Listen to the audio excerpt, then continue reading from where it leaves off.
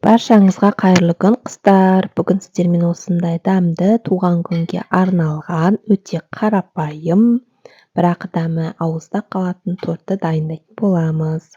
Ең алдымен тортымызға арналған бисквитті дайындап аламыз. Ол үшін ыдысымызға ақуызымызды салып, қантты бір-бірден бөліп сала отырып, жақсылап миксерлеп аламыз. Ескертетін жағдай, сіздер миксерлейтін миксердің насадкілері және де ыдыстарыңыз құрғақ болуы қажет.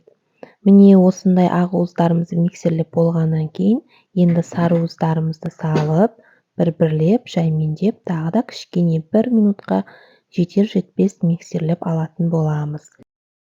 Араластырып болғаннан кейін, енді сұйық майымыз бен сүтімізді құйып, венчиктің көмегімен тағы да араластырып аламыз. Енді осы массаның үстіне біз құрғақ ингредиенттерді салатын боламыз. Ол үшін ұнымыз бен қопсытқышымызды араластырып алып, үстінен салып, енді күрекшенің көмегімен жұмыс жасаймыз. Осылай видеода көрсетілгендей астынан үстіне қарап, ұнымызды жақсылап араластырамыз.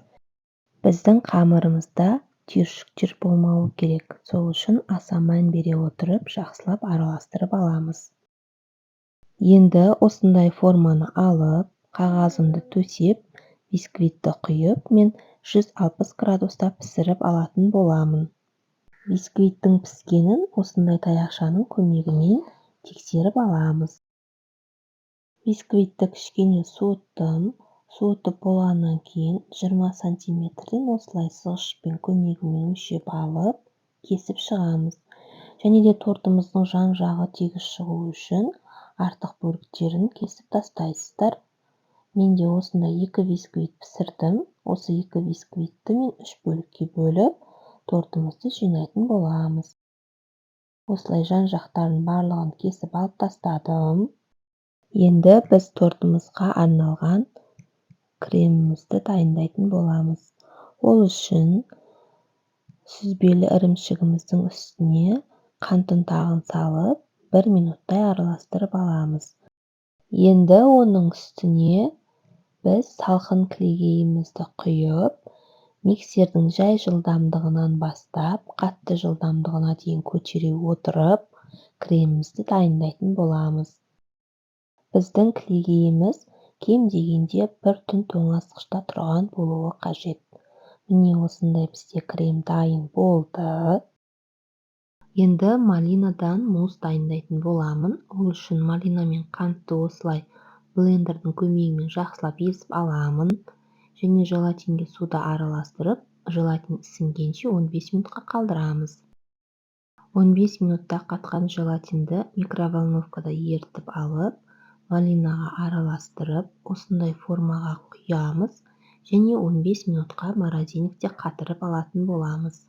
Тортымызды жинауға кірісеміз. Ол үшін бірінші бисквитімізді қойып, кремімізді кондитерлік қапшыққа салып, басын осылай кесіп аламыз. Енді тортымыздың бетіне кремді осындай бір тегіс етіп жағып шығамыз. Сол кезде бізде барлық жеріне крем бір қалыпты күйде жағылатын болады. Міне осылай кремді жағып шықтық. Енді үстін осындай құралдың көмегімен тегістеп шығамыз. Жақсылап тегістеп жағып шыққаннан кейін, енді біз одан кейінгі қабатқа малиналан жасалған муссымызды қоямыз. Осылай пышақпен кесіп алып, муссты алып, торттың бетіне орналастырдым. Келесі бөлігін орналастырамыз және жан-жағына жетпей қалған жеріне көз мөлшерімен өлшеп, кесіп алып, орналастырып шығатын боламыз. Муссымызды орналастырып болғаннан кейін, енді үстіңгі қабатына біз екінші бисквитті қоямыз. Екінші бисквит менде осындай 2 бөліктен тұрады.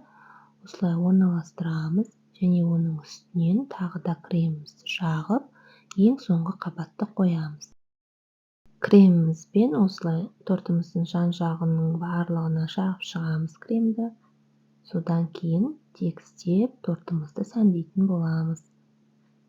басында кішкене қисық болуы мүмкін, бірақ құралдың көмегімен тегістеп аламыз. Тортымызды қалауыңыз бойынша сәндеп ұсынамыз. Менде осылай болып шықты. Енді мен бұның бетін осындай әртүрлі жеміс-жидектермен және де өзім жасаған безелермен сәндеп шықтым. Тортымыздың кесілген ішкі түрі осындай болды. Сіздер де жасап көріңіздер, жақындарыңызды қуантыңыздар. Және менің арнама тіркеліп, маған қолдау білдіріп, лүпіл басып отырыңыздар. Келесі видеоларымда кездескенше сау болыңыздар.